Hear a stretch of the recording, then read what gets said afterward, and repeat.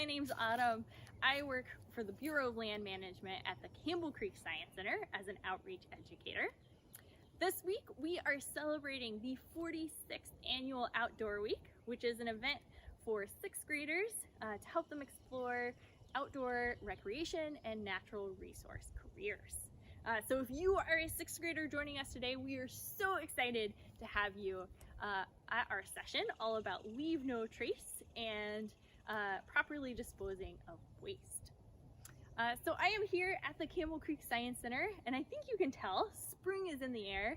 The leaves are starting to come out on the trees, the birds are singing, the sun is shining, and I know many of us, myself included, are starting to think about our explorations outside, both on and off the trail.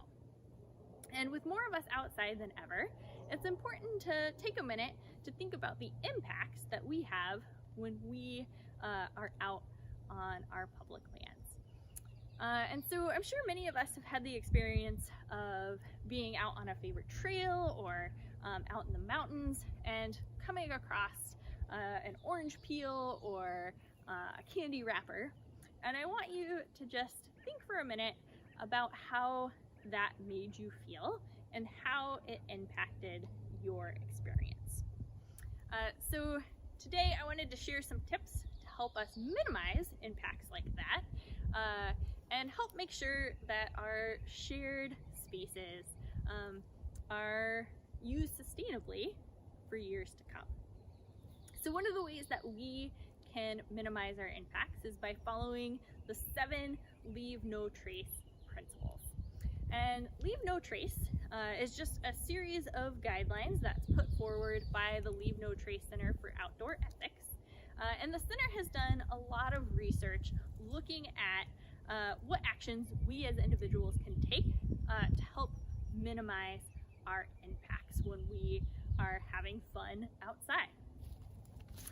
So I wanted to quickly go over those 7 principles, and I have some fun hand gestures to help us remember them, and I would strongly encourage you to follow along at home. So first, for our first principle, one finger, is plan ahead and prepare. So our finger becomes a pin, and we are writing a list of all the gear that we would need on our trip. All right, so plan ahead and prepare, number 1. Number 2, so 2 fingers, is travel and camp on durable surfaces. So we have our little dudette walking across our nice durable surface here. Number 3 is properly dispose of waste. So our 3 fingers become a trowel, digging a cat hole, which we're going to talk all about here in just a few minutes. Number 4, we're actually going to use these 4 fingers, and they become a camera. This is leave what you find.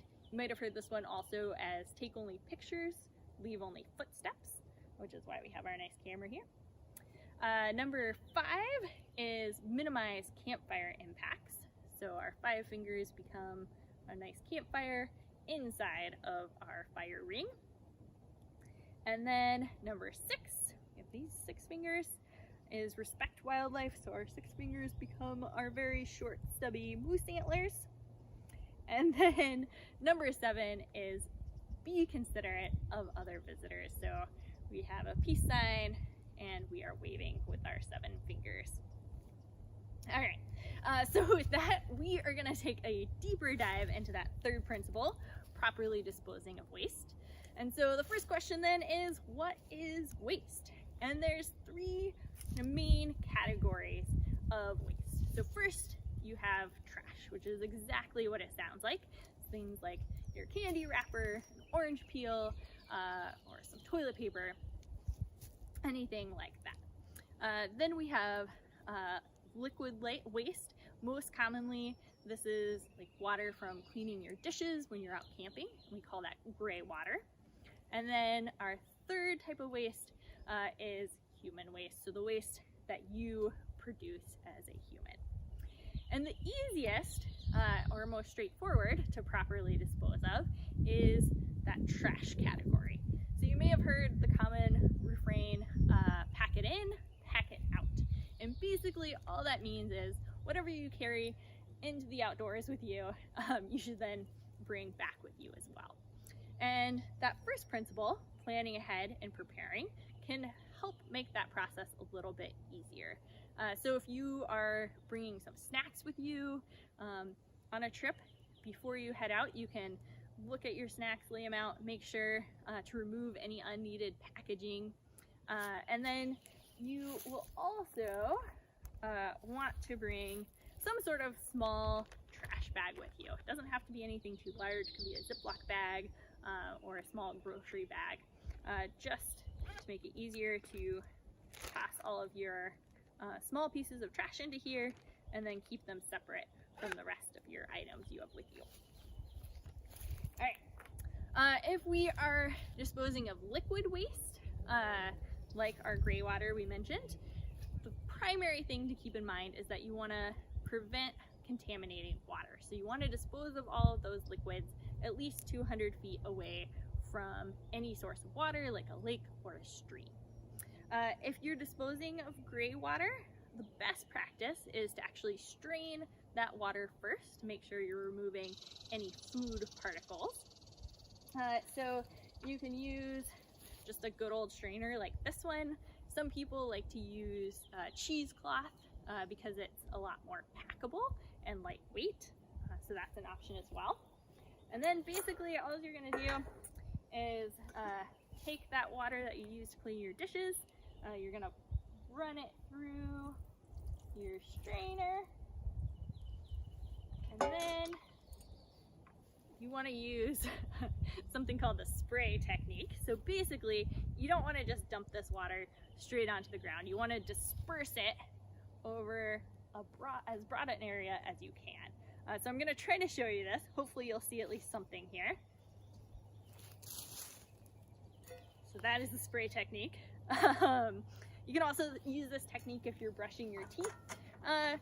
When you're out camping, to really try to spread that toothpaste around to prevent it from infecting any plants or animals. So that brings us to our last type of waste, our human waste. And so chances are if you're on a day trip, you're gonna have access to a bathroom, either at a trailhead or even along the trail. But if you are going on an overnight trip, eventually you are going to use a cat hole. And a cat hole is exactly what it sounds like. It is a hole you dig that's deep enough to contain all of your human waste. So if you're going out on an overnight trip, you're gonna want to pack a trowel to help you dig that cat hole. And you have a couple of different options for trowels. You can use something like a common garden trowel, or you can get kind of this lightweight version. Makes it easier for backpacking. They both work equally well. So then a cat hole sounds deceptively simple, but there's actually a lot that goes into choosing a good cat hole location. So again, your first concern is contaminating water. So you want to keep your cat hole 200 feet or 70 adult paces away from any water sources. And then once you have done that, you're gonna also want to think about the shape of the land, looking at the contours, and make sure that you are not accidentally putting your cat hole in a spot that would have water flowing through it after like a heavy rain. And so then you're going to want to dig a hole that's about 6 to 8 inches deep and 4 to 6 inches across. And I know on my trowel this is about 8 inches, so that helps me size up how deep I need to go. And again, 4 to 6 inches across. Once you have dug your cat hole, you will use it and then fill it back in with all of the soil that you removed. The next consideration then is toilet paper. So you can choose to use a natural material like moss or leaves. You can also bring toilet paper with you, and all of those things can actually go straight into your cat hole before you fill it back in with soil. If you're comfortable with it, you can then use a stick to stir all of those things up to help the decomposition speed up a little bit. You can also choose to carry your toilet paper back out with you if you are brave. You can also choose to carry all of your human waste back out with you using something like a wag bag or a biffy bag, which is what I have here. And there's some seasons and places where that is more recommended than others. So for example, if you were going to go outside in the winter, you should always be prepared to carry all of your waste back out with you, because it's almost impossible to dig a proper cat hole in the winter. So these wag bags are super handy. They actually have 2 layers here. So you have an outer bag and you have an inner bag. So if you're going to use this, you would pull out the inner bag, and this inner bag actually has some special powder already inside of it to help eliminate moisture and odors. And so after you use this inner bag, you would just fold it all back up and then put it inside of this outer bag, and then just seal it all back up like that, and you're good to go. So all of these best practices that we just covered might seem a bit overwhelming at first, but one of my favorite ways to think about Leave No Trace is as a spectrum. And some of the actions on that spectrum take more time and effort and preparation than others, but as long as you are doing something on that spectrum, you are working towards achieving that goal of minimizing your impacts, and that's all that matters. So thank you so much for joining us today for our broadcast. We hope you enjoyed it, and I hope you are able to get outside, enjoy all of this nice weather, and enjoy your public lands. Thank you.